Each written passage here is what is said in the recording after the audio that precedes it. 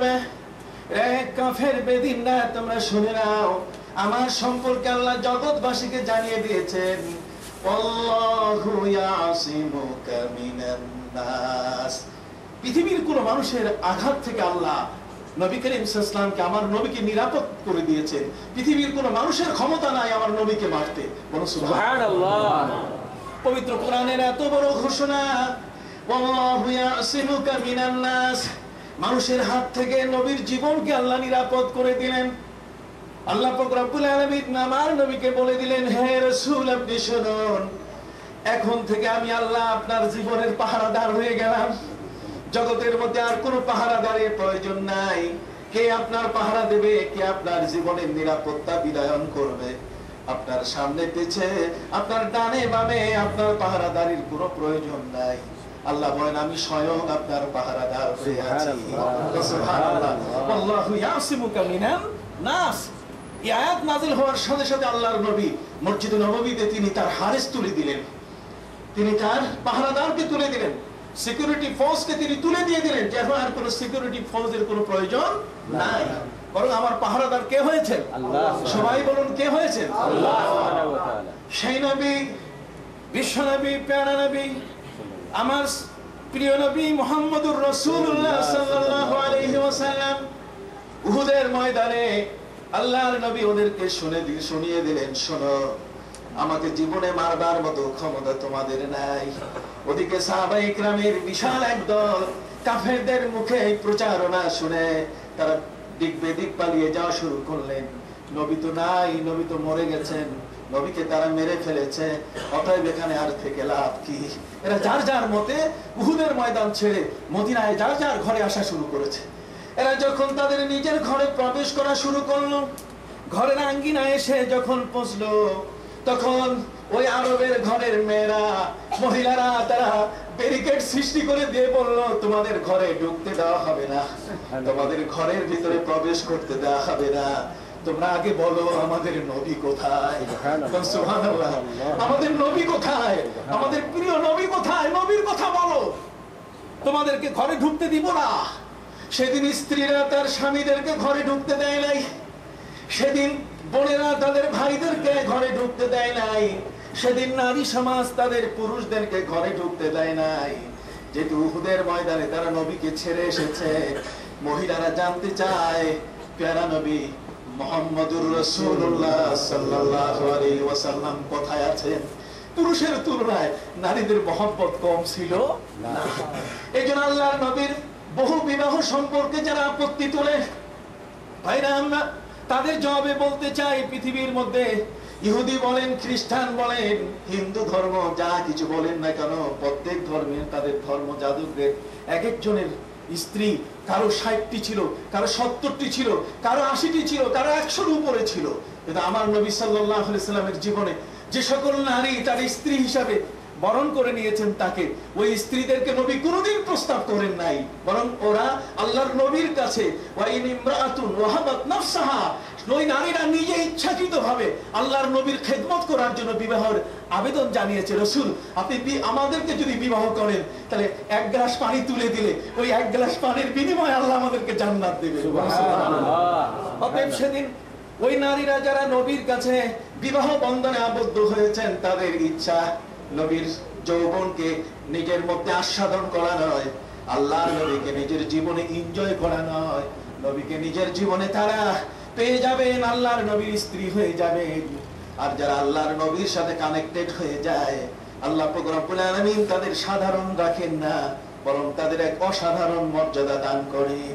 সুবহানাল্লাহ। প্রশ্ন যদি আসে, সেই অসাধারণ মর্যাদাটা কি?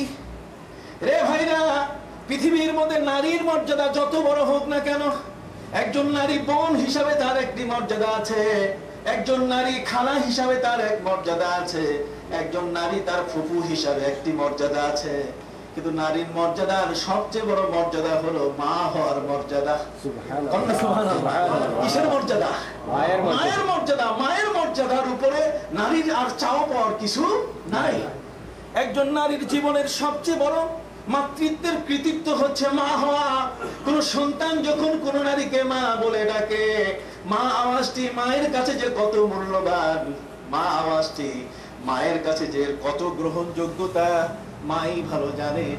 মাকে যদি জিজ্ঞাসা করা হয়, সে মা মন খুলে বলে দিবেন, বাবা এই জীবনের মধ্যে তোমাকে প্রসব করতে গিয়ে, ওই ম্যাটারনিটিতে প্রসব করতে গিয়ে তোমার প্রতিটি মুহূর্তে, প্রসবের এক একটি মুহূর্তে মৃত্যুর সাথে লড়াই করে বাবা তোমাকে পৃথিবীর মধ্যে আমি এনেছি। পৃথিবীতে তোমার জন্ম নেওয়ার আগে প্রতিটি সেকেন্ডে সেকেন্ডে মৃত্যুর সাথে আমার লড়াই হয়েছে, মৃত্যুর যাতনা আমি ভোগ করেছি। কিন্তু যখন তুমি জন্ম নিলে, তোমার সুন্দর চেহারাটা দেখার সাথে সাথে আমি আমার জীবনের সমস্ত কষ্ট ভুলে গেছি। আমি মা হয়ে আমার যাতনা, মা হয়ে মৃত্যুর সেই যাতনা আমি ভুলে গেছি। কাজে নারীর জন্য সবচেয়ে বড় মর্যাদার শব্দ হলো কি? জোরে বলেন, সবাই বলেন কি? মায়ের চেয়ে বড় মর্যাদা আর নাই। ভাইরা আমার, এই জন্যই পবিত্র কোরআন মজিদে আল্লাহ পাক রব্বুল আলামিন নবীর স্ত্রীদের মর্যাদা দিয়ে দিলেন। যারা নবীকে স্বামী হিসাবে বরণ করে নিল, এমনি এমনি নিজের পক্ষ থেকে আল্লাহ তাদের মর্যাদা দিতে গিয়ে ঘোষণা দিয়ে দিলেন, النبي أولى بالمؤمنين من أنفسهم وأزواجه أمهاتهم। জগতের মধ্যে নবী হচ্ছেন মুসলমানদের কাছে সবচেয়ে বড় প্রিয় এক মহান ব্যক্তি। সুবহানাল্লাহ। জগতের মধ্যে যদি কাউকে চয়েস দেওয়া হয় যে তোমার জীবনের সবচেয়ে প্রিয় ব্যক্তিত্ব কি, আমরা রবীন্দ্রনাথ ঠাকুরের কথা বলি, কি বলেন ঠিক কিনা? আমরা শরৎচন্দ্র বন্দ্যোপাধ্যায়ের কথা বলি, আমরা বিশেষ বিশেষ ব্যক্তির নাম বলি। কিন্তু কোরআন আমাদেরকে শিখিয়ে দিয়েছে এই পৃথিবীতে মুসলমানের জীবনের সবচেয়ে প্রিয় ব্যক্তিকে তার রাসূল মুহাম্মদুর রাসূলুল্লাহ সাল্লাল্লাহু আলাইহি ওয়াসাল্লাম। আরো জোরে বলি আলহামদুলিল্লাহ। ভাইরা আমার, পবিত্র কোরআন মজিদে আল্লাহ পাক রব্বুল আলামিন বলেন, النبي أولى بالمؤمنين من أنفسهم। একজন ঈমানদার ব্যক্তির জীবনের চেয়ে সবচেয়ে বড় প্রিয় হলো তার নবী। এই জন্য আল্লাহর নবী এই আয়াতের ব্যাখ্যা করে বলে দিয়েছেন, লা ইউমিনু আহাদুকুম হাত্তা আকুনা আহাব্বা ইলাইহি মিন ওয়ালিদিহি ওয়া ওয়ালাদিহি ওয়ান নাসি আজমাইন। এই পৃথিবীর মধ্যে ওই ব্যক্তি ঈমানদার হবে না, ঈমানে কামেল, বেশি ঈমানদার কম ঈমানদার, এই হাদিসের মধ্যে তা বলা হয় নাই, কোনো ব্যাখ্যা নাই, ব্যাখ্যা ছাড়াই এখানে বলা হয়েছে সে ঈমানদার হবে না। লা ইউমিনু আহাদুকুম, তোমাদের মধ্যে কেউ ঈমানদার হবে না, হাত্তা কুনা হাব্বা ইলাইহি মিন ওয়ালিদিহি ওয়া ওয়ালাদিহি ওয়ান নাসি আজমাইন, যতক্ষণ পর্যন্ত আমি রাসূল তার কাছে তার মা বাবা, তার প্যারেন্টস, ঠিক এমনি করে তার জীবন, তার সম্পদ, তার জীবনের আহরণ সবগুলো থেকে আমি নবী তার কাছে সবচেয়ে বেশি প্রিয় হব না। তো সুবহানাল্লাহ। নবী যতদিন তার কাছে প্রিয় হবেন না, ততদিন সে লোকটা ঈমানদারই হবে না। তার ঈমানদার হতে গেলে প্রয়োজন নবীকে কি করা? ভালোবাসা। নবীর প্রতি পূর্ণাঙ্গ কি আনা? ঈমান আনা। পূর্ণাঙ্গ ঈমান মানে টপ টু বটম, মাথা থেকে পা পর্যন্ত নবীকে স্মরণ করা। কথা বুঝে গেছে? আমি শুধু কিছু মানলাম, আফাতুমিনুনা বিবাদিল কিতাব ওয়া তাকফুরুনা বিবাদ, কিছু মানলাম আর কিছু মানলাম না।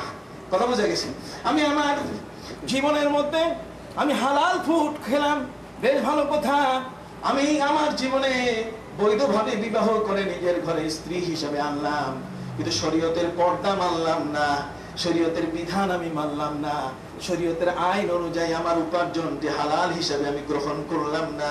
ভাইরা আমার, বিশ্বনবী মুহাম্মদুর রাসূলুল্লাহ সাল্লাল্লাহু আলাইহি ওয়াসাল্লাম বলেন, আমাকে মহব্বতের অর্থই নয়, পিলারের মধ্যে, দেয়ালের মধ্যে মাথা ঠেকাইয়া নবী তোমারে ভালোবাসি, নবী তোমারে ভালোবাসি, নবী তোমাকে ভালোবাসি, এটার নাম ভালোবাসা নয়। ভালোবাসা হলো গোটা জীবন দিয়ে নবীর জীবনকে অনুকরণ করা, নবীকে পূর্ণাঙ্গভাবে অনুকরণ করা, এটার নাম হলো নবীর প্রতি কি? ভালোবাসা। সম্মানিত শ্রোতা, পবিত্র কোরআন মজিদে আল্লাহ বলেন, ওয়া আজওয়াজুহু উম্মাহাতুহুম নবীর স্ত্রীগণ হলেন তোমাদের মা, তোমাদের কি তাহলে নবীর স্ত্রী হওয়ার অর্থ হলো মায়ের মর্যাদা পাওয়া। কন্যা সুবহানাল্লাহ।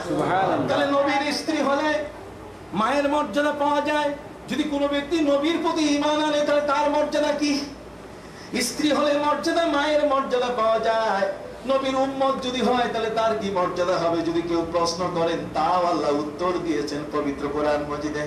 আমার আল্লাহ বলেন, কুনতুম খায়রা উম্মাতিন উখরিজাত লিন-নাস তা'মুরুনা বিল মা'রুফি ওয়া তানহাউনা আনিল মুনকার ওয়া তু'মিনুনা বিল্লাহ।